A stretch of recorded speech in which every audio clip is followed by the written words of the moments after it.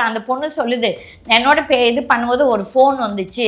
அப்ப இவன் வந்து சாரோட போய் கொஞ்ச நேரம் இரு. யார் அந்த சார்? அத பத்தி பேசுறாங்க. அப்ப இவன மட்டும் அரெஸ்ட் பண்ணிட்டு இது பேசுறான். அவ எப்படி ஃபர்ஸ்ட் விட்டீங்க? 15 கேஸ், 20 கேஸ் இந்த போலீஸ் என்ன பண்ணுது? உங்களையும் என்ன மிரட்டி தொரட்டுவாங்க. நம்ம ஒரு இதுக்கு போகாட்டி.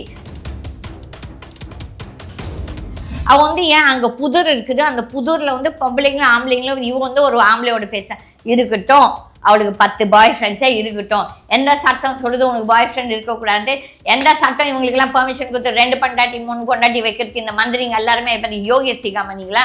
எவன் வந்துட்டு ஒரு பொண்டாட்டியோட யோகியமாக வாழ்க்கையை நடத்திட்டு இருக்கிறான். அதில் இவன் எவனுக்கும் தைரியம் ரைட் இல்லை கேட்குறதுக்கு. அந்த புள்ள என்ன பண்ணிச்சோ தெரியாது. ஆனால் அவளுக்கு நடந்தது மானபங்கம் இஸ் அ கிரைம். இவன் யார் வந்துட்டு எடுத்துட்டு ஃபோட்டோ எடுத்துட்டு மிரட்டுறதுக்கு, வீடியோ எடுத்துட்டு மிரட்டுறதுக்கு?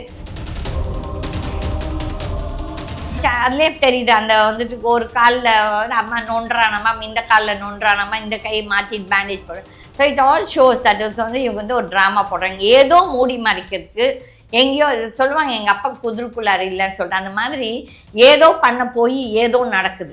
பட் இந்த பிள்ளைக்கு நியாயம் கிடைக்குமான்னா கண்டிப்பாக கிடைக்காது. ஏன்னா அவளோட மைண்ட் இஸ் அஃபெக்டட் இல்லை. She is hurt. அப்போ வந்துட்டு இவன் அரசியல் பின் பலம் இல்லாமல் அங்கே போய் உட்காந்துட்டு இருக்கிறான். டெய்லி போகிறது எதுக்கு போகிறான் வரான்? இப்போது நம்ம காலேஜில் யாருன்னா ஒருத்தன் சும்மா அடிக்கடி வந்தால் வாட்ச்மேன் கேட்பான். அப்போ இவன் எல்லாத்தையும் செட்டப் பண்ணிச்சு. அப்போ இவன் ஏதோ பெரிய ஆள். அப்போ இவனுக்கு பின்னால் யாரோ இருக்கிறான். அந்த தியானசேகரன் சொல்கிறது ஒரு 15-20 கேசஸ் அவன் மேலே இருக்குதாம்மா. அவங்க கூட அவங்க இந்த பாடி லாங்குவேஜ் எவ்வளோ க்ளோஸாக அவன் போய் நிற்கிறான் வைக்கிறான். எப்படி அவங்களுக்கு எப்படி உள்ளார விடுறாங்க? நம்மளை விடுவாங்களா? அவங்க வீட்டுக்குள்ளே உங்களே என்னையும் விடுவாங்களா? விடமாட்டாங்க. அப்போ வந்துட்டு இதில் வந்து ஏதோ ஒரு அரசியல் பேக்ரவுண்ட் இல்லாமல் இவனுக்கெல்லாம் தூக்கு தண்டனை கொடுக்கணும். இன்ஃபேக்ட் ஜட்ஜ் அதான் சொல்லியிருக்கிறாருன்னு நினைக்கிறேன். ஐ விஷ் தே இம்ப்ளிமெண்ட் இந்த மாதிரி ஒரு 10 பேருக்கு மக்கள் மத்தியில் விடணும். இவங்கெல்லாம் மக்கள் சேர்ந்து இவங்களை அடிக்கணும். அப்போ தான் அடுத்தவனுக்கு கொஞ்சமாவது பயம் வரும்.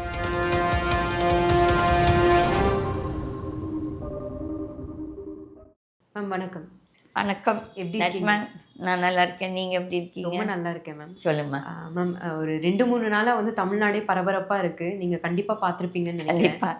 அண்ணா யூனிவர்சிட்டி இந்த இஷ்யூவை எப்படி நீங்கள் பார்க்குறீங்க? நிஜமா இதில் தான் முதல் தடவை கிடையாது. இப்போ வந்துட்டு பேசுகிறாங்க என்னமோ ஒரு பெரிய பரபரப்பாக. நம்மளும் படித்தவங்க, நம்ம எல்லாருமே படித்தவங்க, இந்த ஊடகங்களை நடத்துபவர்கள், ஒரு சிலர் நடுநிலை யஸ்தர்கள், ஒரு சிலர் வந்து ஒரு கட்சி பேக்ரவுண்டில் பண்ணுறாங்க. அவையால் அதுக்கு தகுந்தபடி பேசுகிறாங்க. நம்ம வந்து ஜேர்னலிஸ்ட் வந்துட்டு எப்பவும் நடுநிலை எடுக்கணும். பட் இப்போ என்ன நடக்குதுன்னா நிறைய பேர் வந்துட்டு அந்த ஒரு பேச்சே ஒரு ரொம்ப அசிங்கமாக இருக்குது. ஏனென்றால் இப்போ வந்து அந்த பெண்ணை பற்றி ஃபஸ்ட் வந்து எஃப்ஐஆர் வந்து வெளியே லீக் ஆனதே தப்பு. ஃபஸ்ட்டு என்ன சொன்னாங்க, இல்லை அவங்க மாமாவோ சித்தப்பா ஒரு லாயர் அவர் தான் எடுத்துகிட்டு லீக் பண்ணியிருக்கிறாருன்னு சொல்கிறாங்க. நெக்ஸ்ட் என்ன சொல்கிறாங்க, வி புட் இட் ஆன்லைன் சொல்லி. இது போய் என்னென்றால் நான் எவ்வளோ கேசஸ் இப்போ எனக்கே இந்த ஊடகங்களுக்கு டிபேட் இது கொடுக்கும் இன்டர்வியூஸ் எங்களுக்கும் எஃப்ஐஆர்ஸ் விழுவுது. அப்போ இந்த எஃப்ஐஆர் அப்போ நீங்கள் பார்த்தீங்கன்னா எஃப்ஐஆர் ஆன்லைனே வராது. அதே இஃப் இட் இஸ் பொலிட்டிக்கல் பேக்ரவுண்டுனா எஃப்ஐஆர் வரவே வராது. ஆனால் ஹைகோர்ட் என்ன சொல்லுது, சுப்ரீம் கோர்ட் என்ன சொல்லுது, எஃப்ஐஆர் ஆன்லைனில் வரணும். அப்போ வந்து இதெல்லாம் பொய். வந்துட்டு நிஜமாகவே மக்களுக்காக இந்த நாடு நடக்குதோ இல்லை இந்த லாஸ் எல்லாம் மக்களுக்காக இருக்குதானா? இல்லை. இது வந்துட்டு யார் பவர்ஃபுல், அது politically powerful and moneyed people. அதுக்கு money even I am very well to do. But நான் இந்த தப்பான வேலைக்கே போக மாட்டேன். அப்போது நியாயமாக நேர்மையாக வாழ்கிறவங்க இந்த நாட்டில் வந்துட்டு எவ்வளோ ஒரு கேள்விக்குறினா இதெல்லாம் ஒரு எக்ஸாம்பிள். இப்போ இந்த பெண்ணோடது இவ்வளோ பரபரப்பாக செய்கிறாங்க. எவ்வளோ ஒரு 4 நாள் பண்ணுவாங்களா, 10 நாள் பண்ணுவாங்களா? என்னாச்சு நிர்பயா கேஸில் நாடே கொந்தளிச்சுது அன்றைக்கி.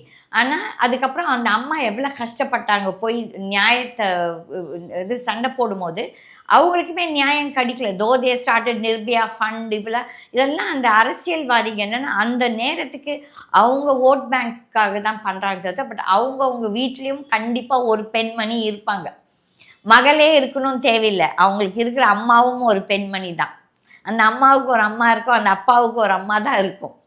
அப்போ வந்து அவங்க அதை பற்றி யாரும் பார்க்கல. எல்லாரும் என்ன நினைக்கிறாங்கன்னா, நம்மளுக்கு இந்த சூழ்நிலையை வச்சு நம்ம என்ன சம்பாதிக்கலாம், இல்லாட்டி எவ்வளோ ஓட்ஸ் நம்ம வாங்கலாம். இப்போ வந்து இன்றைக்கி வந்து இந்த டிஎம்கே ரெஜீமில் ஆகிருக்குது. ஓகே. இது ஒரு 10 years back, I mean 6 years back, 19 நினைக்கிறேன், இஃப் ஐ ஸ்டாண்ட் கரெக்டட். 2019ல பொள்ளாச்சி இது நடந்துச்சு. அப்போ அந்த பாப்பா வந்துட்டு எவ்வளோ கதறினா, அண்ணா அண்ணா அண்ணான்னு சொல்லிட்டு. அப்போ வந்து அதுலேயும் யார் இன்வால்வ்டு? பாலிட்டிஷியன்ஸோட சில்ட்ரன் தான். ஓகே.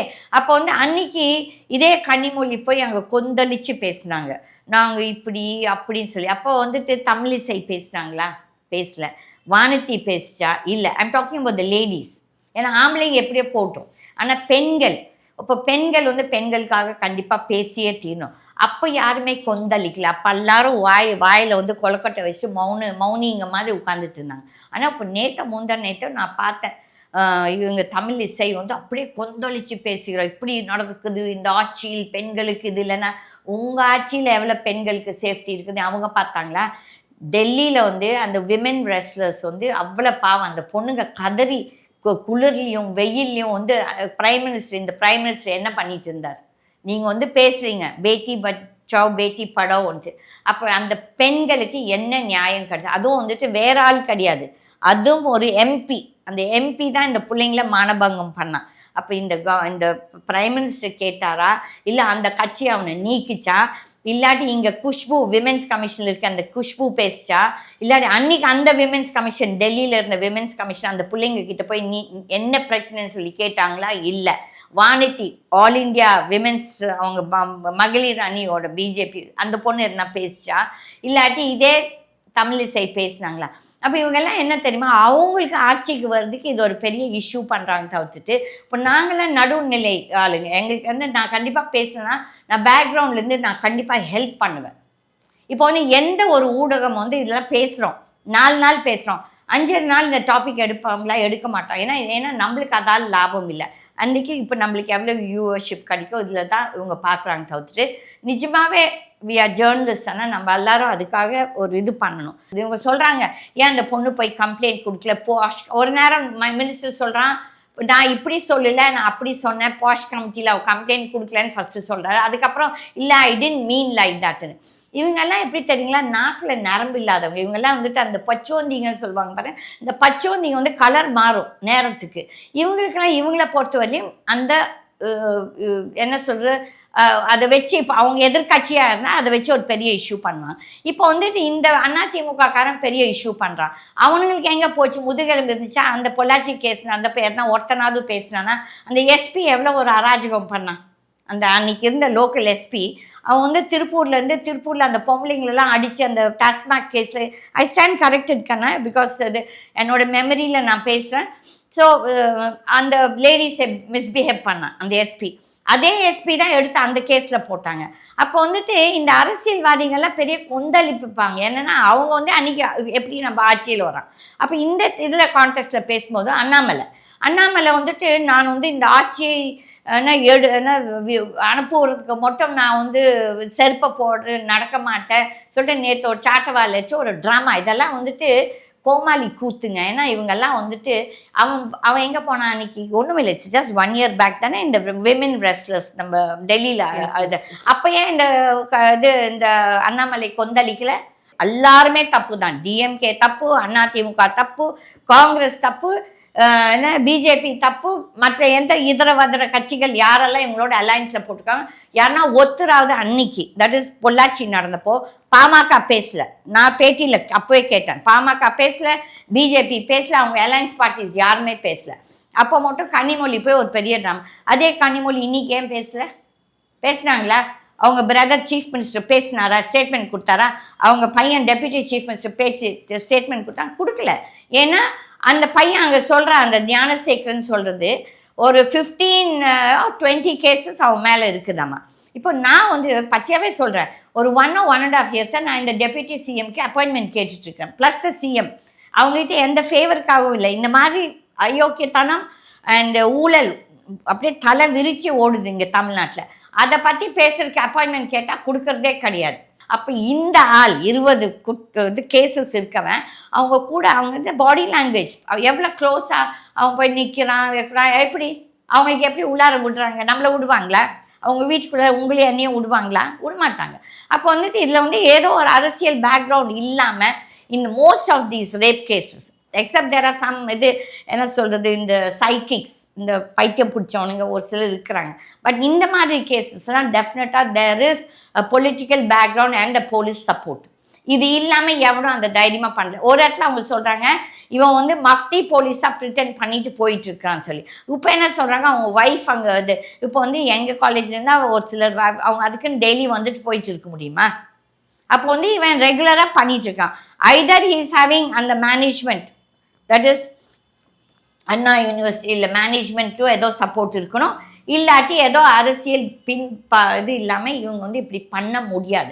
அப்போ வந்துட்டு என்னோட ட்ராமா பண்ணுறான். அவன் கிளியராக சொல்கிறான், அந்த பொண்ணு சொல்லுது என்னோட இது பண்ணும்போது ஒரு ஃபோன் வந்துச்சு, அப்போ இவன் வந்து சாரோட போய் கொஞ்சம் நேரம் இரு யார் அந்த சார் அதை பற்றி பேசுகிறாங்க. அப்போ இவனை மட்டும் அரெஸ்ட் பண்ணிட்டு இது பேசுகிறான்.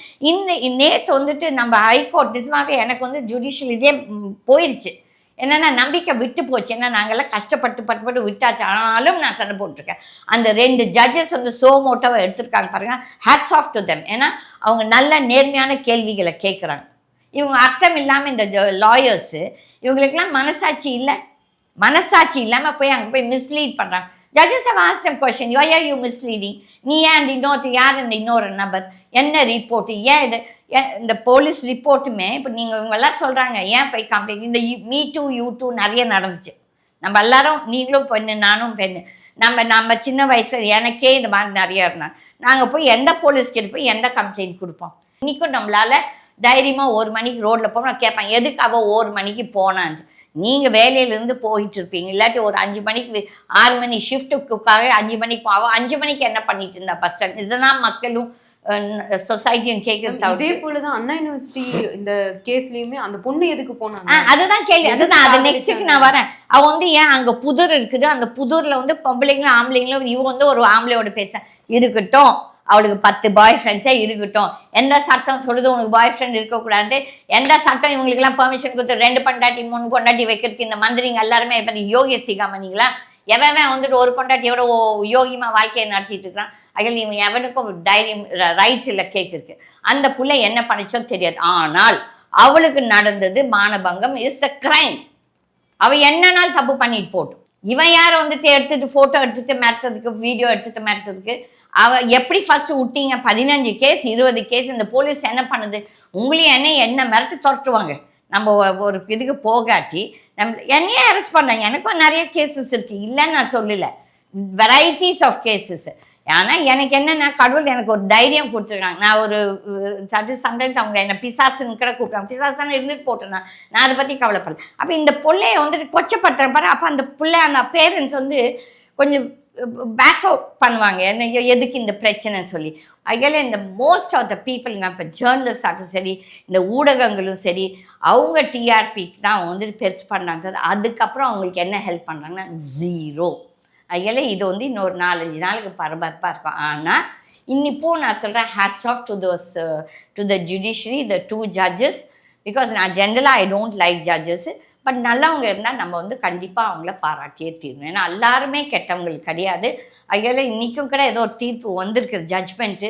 அது என் கைக்கு வரல, என் ஃப்ரெண்டு அனுப்புகிறேன்னு சொல்லியிருந்தார். இப்போ பெரிய ஒரு தீர்ப்பு போட்டிருக்காரு SM சுப்ரமணியம் சொல்லிட்டு அந்த ஜட்ஜு. வெரி ஸ்ட்ரெயிட், வெரி நேர்மையான ஒரு ஜட்ஜ். நல்ல நியாயமாக கேள்விகள் கேட்டிருக்காரு.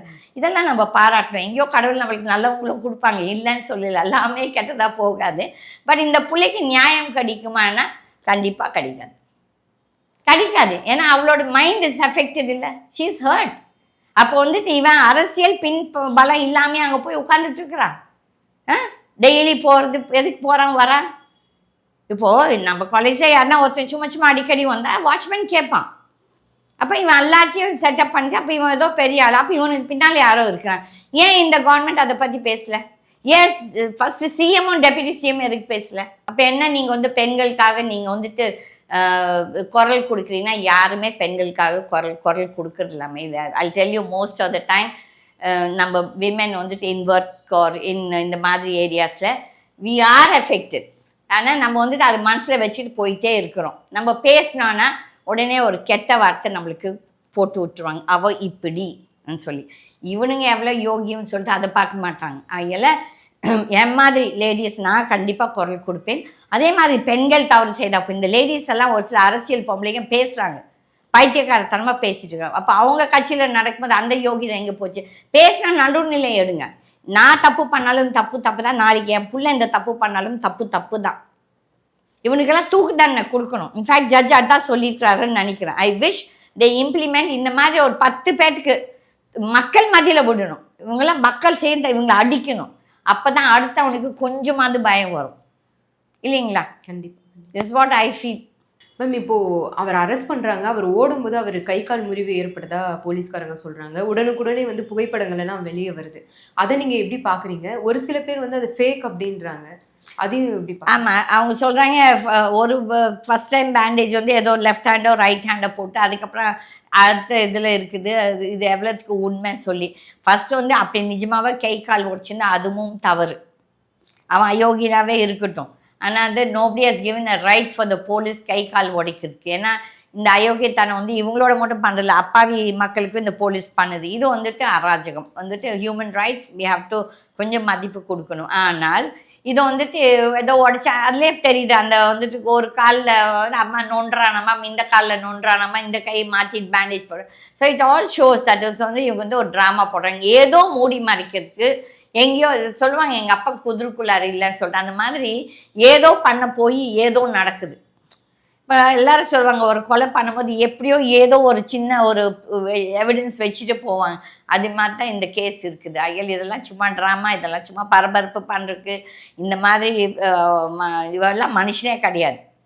இவெல்லாம் வந்துட்டு ஒரு அரக்கன், அயோக்கியன். இவனையெல்லாம் தூக்கு தண்டனை இல்லை, நல்லா கொடுமைப்பட்டு தான் இவனுக்கெல்லாம் தூக்கு தண்டனை கொடுக்கும். நானா ஜட்ஜாக தான் இது மாற்றம் கொண்டு வரணுமாம்மா. இந்த லாஸ் இந்த இது அப்போ இவங்களுக்கு டைம் கொடுக்குறது, பெயில். எதுக்கு இவனை பெயிலை கொடுத்து என்னென்ன அயோக்கியத்தனம் பண்ணிக்கணும்? 15 20 கேஸில் பெயில் கொடுத்துருக்காங்கல்ல. அப்போ எப்படி கொடுத்தாங்க? இந்த கோர்ட்ஸ் ஏன் கொடுக்குது?